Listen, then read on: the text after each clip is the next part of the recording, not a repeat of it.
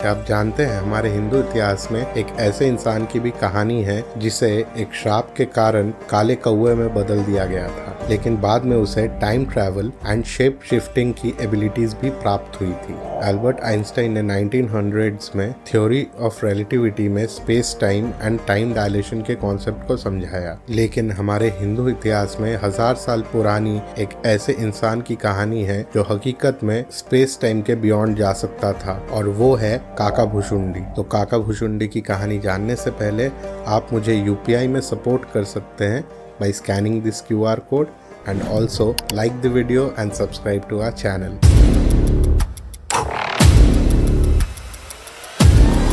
हजारों साल पहले अयोध्या में एक ज्ञानी और शास्त्र में पंडित एक ब्राह्मण रहते थे, और ये ब्राह्मण एक बहुत बड़े शिव भक्त थे। तो एक दिन वो एक लड़के से मिले जिसका बिहेवियर बहुत ही एरोगेंट था, लेकिन वो भी एक कट्टर शिव भक्त था। ये लड़का पला बड़ा तो अयोध्या में ही था, लेकिन ये श्री राम के प्रति बहुत ही डिसरेस्पेक्टफुल था, और ये लड़का ये पंडित ब्राह्मण को अपना गुरु बनाना चाहता था। तो पंडित ब्राह्मण ने उसे अपने शिष्य के रूप में स्वीकारा और हमेशा कोशिश की उसे ये समझाने की कि भगवान शिव भी प्रभु राम को झुककर नमन करते थे, और वो राम जी को डिसरेस्पेक्ट करके महादेव को प्रसन्न नहीं कर पाएगा। लेकिन ये लड़का हमेशा अपने गुरु के बात को इग्नोर करता रहा और राम जी को डिसरेस्पेक्ट करता रहा। गुरु ने सोचा कि लड़का नादान है और इसकी बातों को इग्नोर करके इसे माफ करते रहे। एक दिन ये लड़का शिव मंदिर में बैठ के शिव मंत्र का पाठ कर रहा था, और उसी वक्त उसके गुरु मंदिर के अंदर आए।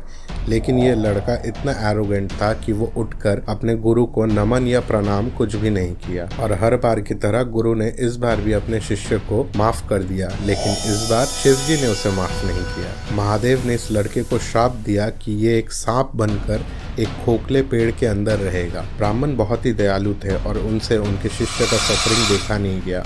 वो जैसे ही महादेव के श्राप के बारे में सुने वो डर गए और उनकी आंखें भर आई। गुरु ने शिव जी से प्रार्थना शुरू की, और वो तब तक करते रहे जब तक भोले बाबा प्रसन्न नहीं हुए। और जब भोले बाबा प्रसन्न हुए, गुरु ने उनसे रिक्वेस्ट किया कि वो अपना श्राप वापस ले ले। लेकिन महादेव ने कहा कि मैं अपना श्राप वापस नहीं ले सकता। ये युवा सांप बनेगा और फिर 1000 अलग अलग जानवर के रूप में जन्म लेगा। इसकी हर एक लाइफ एंड मौत पेनलेस होगी, और जब इसका 1000 जन्म पूरा हो जाएगा तो फिर ये एक ब्राह्मण के रूप में जन्म लेगा, और इसे श्री राम को प्राप्त करना होगा, एंड उसको अपनी ये सारी 1000 जन्मों की यात्रा याद रहेंगी। और इसके बाद इस युवा ने अपना शरीर त्याग दिया और अलग अलग जन्म लेने लगा।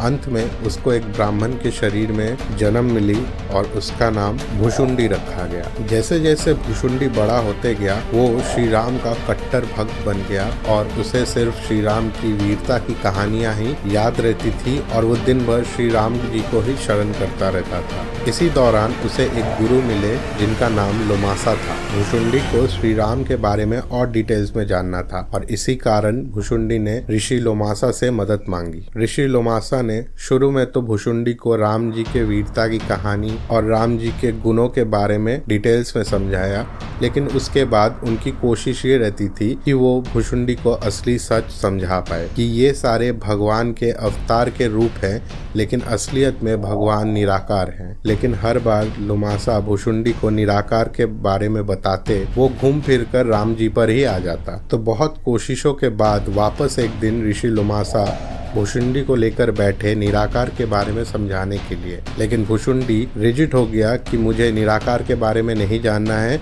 मुझे सिर्फ श्री राम के बारे में बताएं। ये सुनकर ऋषि लोमासा क्रोधित हो गए और उसे श्राप दे दिया कि वो एक काला कौवा बन जाएगा, क्योंकि कौवे रिजिड एंड ओपिनियनेटेड होते हैं। और एक बार फिर से श्राप के कारण भुशुंडी एक कौवा हो गया, लेकिन इस बार वो इस श्राप को अपने मन से माना और राम नाम जपते हुए वो ऋषि लोमासा को प्रणाम कर कर वहां से चले गए। लेकिन जब महादेव ने इस श्राप के बारे में सुना, वो तुरंत लोमासा के सामने प्रकट हुए और उसे आदेश दिया कि तुम भुशुंडी की सहायता करो ताकि वो श्री राम को प्राप्त कर पाए। भगवान के आदेश अनुसार लोमासा भुशुंडी के पास गए और उनसे माफ़ी मांगी, और आने वाले सालों में उसको प्रभु श्री राम के बारे में सारी ज्ञान दी। एंड वक्त के साथ भुशुंडी बहुत ज्ञानी हो गया एंड उसके भक्ति से श्री राम प्रसन्न हुए और उसे अमर करके टाइम ट्रैवल करने का वरदान दिया। एंड तब से उसे काकभुशुंडी कहा जाने लगा। ये शक्तियाँ प्राप्त होने के बाद काकभुशुंडी ने टाइम ट्रैवल करके रामायण 11 बार देखी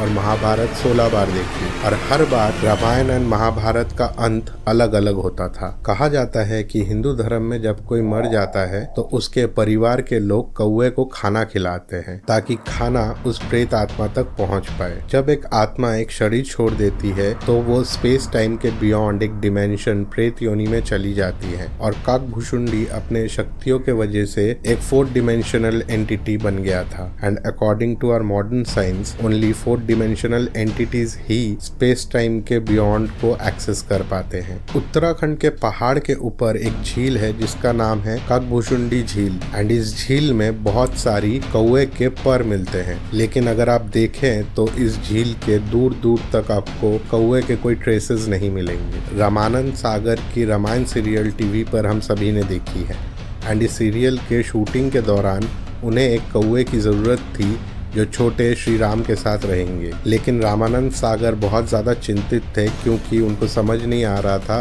कि वो ऐसे कौवे को कहाँ से लाए जो इंस्ट्रक्शन एंड शॉट के हिसाब से खाना खाए खेले, वो भी कैमरा के सामने, क्योंकि दूसरे जानवरों की तरह कौवे को ट्रेन नहीं किया जा सकता। और अगर वो कहीं से एक कौवे को लेकर भी आते थे उसे जैसे ही छोड़ते वो उड़कर भाग जाता। तो सेट पर सब कोई परेशान थे।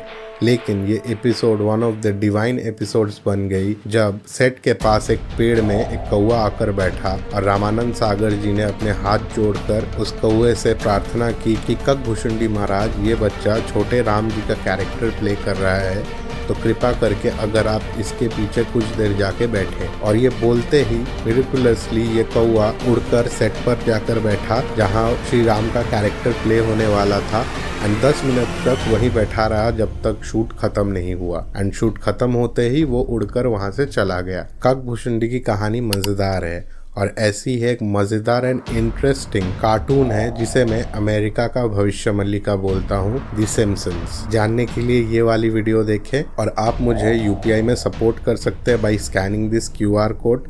So this is Soham, until next time.